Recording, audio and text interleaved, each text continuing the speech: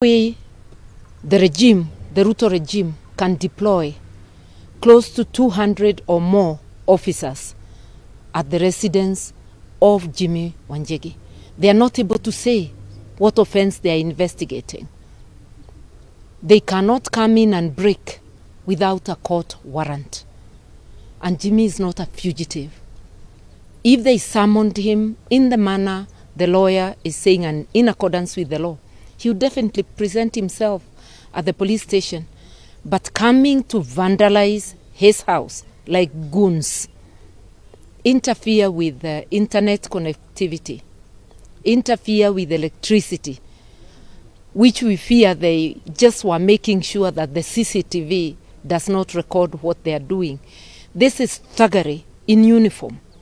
After the acting IG had said that he knows the Constitution allows people to picket, these criminal acts extend to other civilians. We saw what happened in Nairobi and in other places. Police barricaded the main towns. People could not access. So it's not that the demonstrations failed, it's that strong arm tactics were employed to prevent people access from towns. And you can see now they are intimidating a leader so that other people may fear.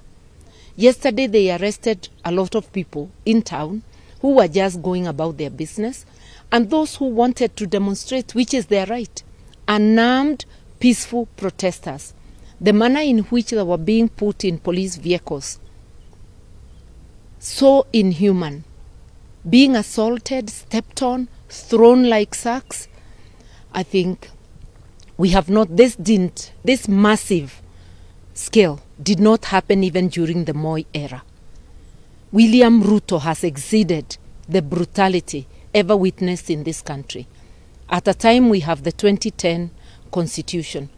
I just want to remind William Ruto and his regime, Bashir had a very strong and feared army in Africa. He fell. Egypt was almost a police state and very militarized. The regime fell.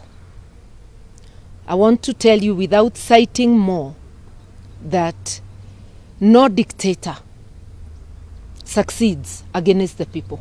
For you, it's not a question of if, it's a question of when. Respect the law, because if you don't, you will still account at some stage. To the police officers, you must respect the law. You are not obliged to obey illegal orders. Treat Kenyans as your brothers. Why do you break into a house of a civilian who has not done any criminal act? Why do you assault and manhandle civilians whose only crime is to differ with this regime? To Kenyans, I say, a luta continua. The struggle continues. We must struggle for a better Kenya that abides in the rule of law. We are here as NARC Kenya, myself, my Secretary General Asha Bashir, my Deputy Kabala Kile.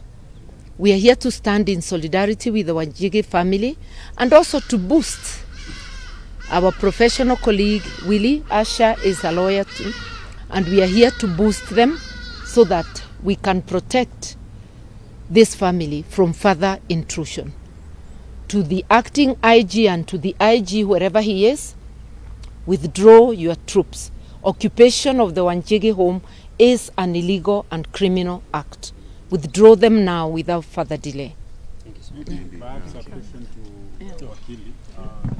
I've seen the evidence going there. Yes. And, just a quick one. Is it something new from what we saw yesterday? Because we saw 3 grenades, and I can see 3 of them behind there. That's what they said. Yesterday they said 3 tear gas canisters. Today they are saying 3 grenades. And you remember last time when they were also planting grenades in Honorable Kalonzo's house, 3 grenades. So it's the same script that they use all the time. So this is laughable, to say the least, because if an entire police unit has done a whole night search and left this home with an inventory of what was discovered, Where is this other new one coming from? In fact, we'll share with you a copy of the inventories which they had last night. That will show you what was recovered from this home. There were iPhones, iPads, flags, and fuel receipts. Maybe if you can also get to hear from Mrs. Wanjigi, maybe trying to explain whatever happened yesterday. So yesterday, my husband and a few of his friends came from town. They had gone to support the Gen Zs, and then we saw from the camera that the police were behind them. So they came in at maybe about 5:30 or something, and then the police broke in 7 o'clock. They did not identify themselves, and we all thought that they would not break down the door because they had no orders. But little did we know that we were wrong. Yeah, it's like deja vu all over again. This happened during Huru's time. This is happening again during Ruto's time. And frankly, we're quite surprised. We thought Ruto is a Christian, and he did say that things will change when he puts the Bible down. Clearly, we were wrong. Yeah. And Kenyans would also like to know, maybe is Mr. Wanjigi safe? Where is he? He's safe. He's safe. Yeah. Okay. Also, maybe also from Mrs. Martha, maybe the next course of action from the opposition. I understand you're speaking on behalf of NAK Kenya. Robert Mbui.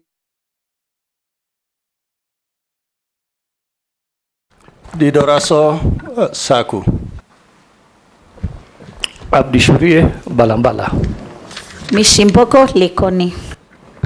Rehab Mukami, Nyeri County. Thank you. Nominee, you will be, for purpose of these proceedings, you will be referred to as nominee. Understood, sir.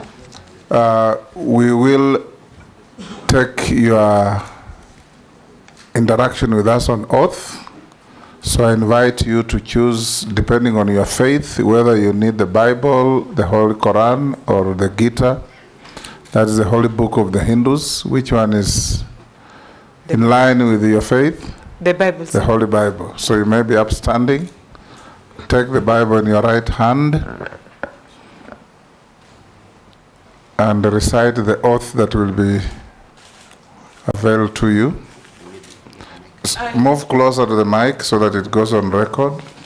I, Dorcas.